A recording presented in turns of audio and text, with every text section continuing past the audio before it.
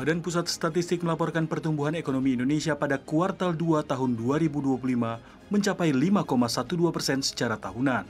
Angka ini sedikit lebih tinggi dibandingkan kuartal pertama yang tumbuh 4,87% dan telah melebihi angka psikologis 5% yang sering dijadikan batas kekuatan ekonomi domestik.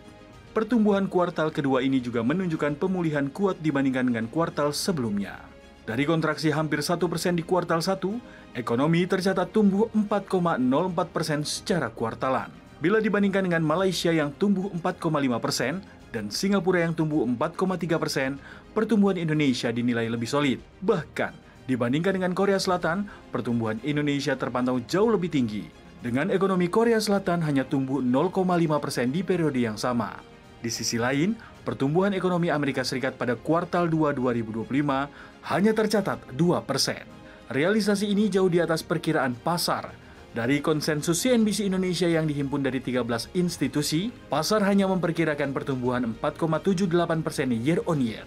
Deputi Bidang Neraca dan Analisis Statistik BPS menyebutkan, konsumsi domestik masih menjadi tumpuan pertumbuhan ekonomi dengan kontribusi 54,25% dan tumbuh 4,97%.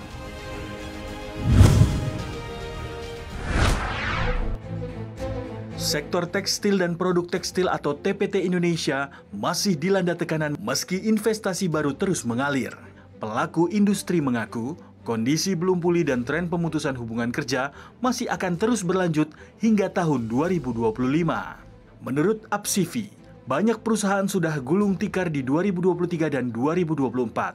Alhasil, meski tren PHK mulai menurun, kondisi lapangan kerja masih tertekan. Namun secara agregat, investasi baru belum mampu menutup investasi yang mengendur atau mangkrak karena banyaknya pabrik yang tutup. Hal ini terjadi di tengah data positif Kemenperin yang menyebutkan terjadi peningkatan hingga 124,9% investasi di sektor TPT dan alas kaki. Penyerapan tenaga kerja juga semakin besar, yakni hampir mencapai 2.000 orang. Sekjen Apsivi Farhan Akil Sauki menyebutkan tingkat utilitas nasional masih cenderung turun. Farhan juga menyoroti serbuan produk impor yang membanjiri pasar dalam negeri. Hal ini menjadi ancaman langsung bagi kelangsungan investasi di sektor tekstil.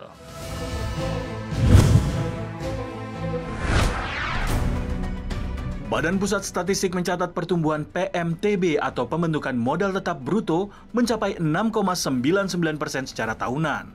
Angka ini menjadi yang tertinggi sejak kuartal 2 2021. Adapun, dalam beberapa tahun terakhir, PMTB cenderung berada di kisaran 3 hingga 4%. Bahkan, pada kuartal 1 2025, PMTB hanya berada di angka 2,12. Menurut BPS, angka lonjakan PMTB didorong oleh belanja modal pemerintah yang tumbuh lebih dari 30% secara tahunan. Sementara, impor mesin dan barang modal juga naik hampir 28%. Sejumlah proyek pemerintah dan swasta juga menjadi pendorong utama.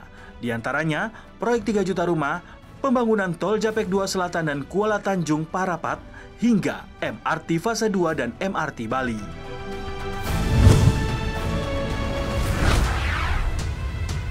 Aktivitas jasa umum di Cina melonjak tajam pada Juli 2025, yakni mencapai level tertinggi selama 14 bulan terakhir. Data terbaru indeks PMI Caixin menunjukkan aktivitas jasa naik ke level 52,6. Angka ini meningkat dari 50,6 di bulan Juni dan melampaui ekspektasi pasar yang hanya 50,4. Ekspektasi ini dipicu oleh peningkatan permintaan luar negeri yang tumbuh untuk pertama kalinya dalam 3 bulan. Permintaan eksternal juga naik pada laju tercepat dalam 5 bulan. Aktivitas pariwisata yang semakin pulih dan kondisi perdagangan yang lebih stabil turut mendorong lonjakan bisnis baru di sektor jasa. Tingkat ketenaga kerjaan di Cina juga meningkat pesat, menjadi yang tercepat sejak Juli 2024. Harga jual pun mulai naik untuk pertama kalinya dalam 6 bulan. Hal ini terjadi setelah biaya input seperti bahan baku dan upah mengalami kenaikan. Sentimen bisnis pelaku jasa di Cina juga melonjak ke level tertinggi sejak Maret. Mereka optimis pertumbuhan akan berlanjut berkat penguatan ekonomi dan perdagangan global.